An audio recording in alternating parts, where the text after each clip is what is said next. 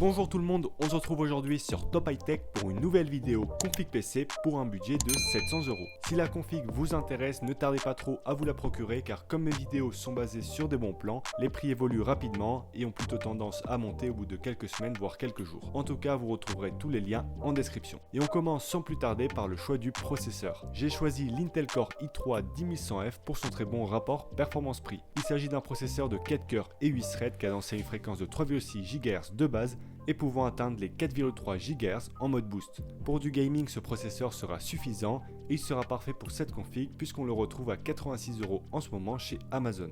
On va le poser sur la B460M DS3H V2 de chez Gigabyte.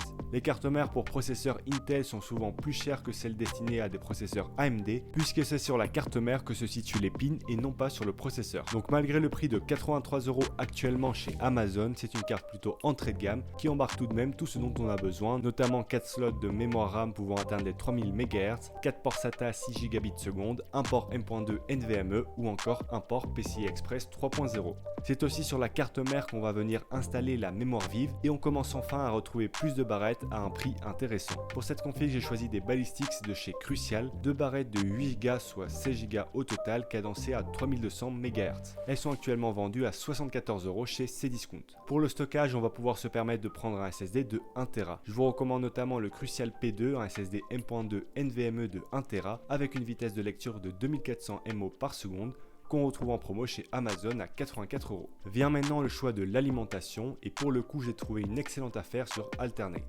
L'alimentation Sharkoon SHP de 600 watts certifiée 80+ bronze est vendue à seulement 34 € en ce moment. D'habitude elle est plutôt vendue autour des 50 €, donc là il s'agit d'une belle opportunité. Niveau boîtier, comme d'habitude, faites-vous plaisir. Pour la vidéo j'ai sélectionné le Thermaltake Versa H17 pour changer un peu de l'Aerocool Trinity Mini. C'est également un boîtier mini tour adapté pour notre carte mère micro ATX. En ce moment, avec le code promo AFFAIRE20, ce boîtier revient à 37 € chez Cdiscount. Et finalement arrive le choix de la carte graphique. Comme vous le savez sûrement, les prix sont toujours très élevés, même si on commence à retrouver pas mal de stock. Pour cette config, j'ai opté pour une RX 5500 XT de chez XFI, une carte graphique qui embarque 4 Go de VRAM et qui, niveau performance, est très proche d'une GTX 1660. Cette carte, on l'a retrouvée autour des 250 € avant la pénurie, et là j'ai trouvé une bonne offre chez Amazon où elle est vendue à 302 €. C'est encore cher, mais par rapport à d'autres vendeurs où on la retrouve à plus de 500 €, ça reste un prix correct. Maintenant que je vous ai présenté la configuration, je vous propose de passer au benchmark pour voir comment se débrouille ce PC en jeu. Et on commence sur GTA V où le jeu va tourner autour des 80 FPS en moyenne avec des graphismes en ultra. Sur Fortnite avec les graphismes en compétitif, on va pouvoir dépasser les 240 FPS. Sur des jeux très gourmands comme Warzone, ce PC s'en sort très bien puisqu'avec les graphismes en élevé, le jeu va tourner autour des 90 FPS. Donc finalement ce PC s'en sort très bien et sera parfait pour faire tourner tous les jeux en élevé en 1080p. C'est déjà la fin de cette vidéo, j'espère qu'elle vous aura plu. Si c'est le cas, n'hésitez pas à la liker.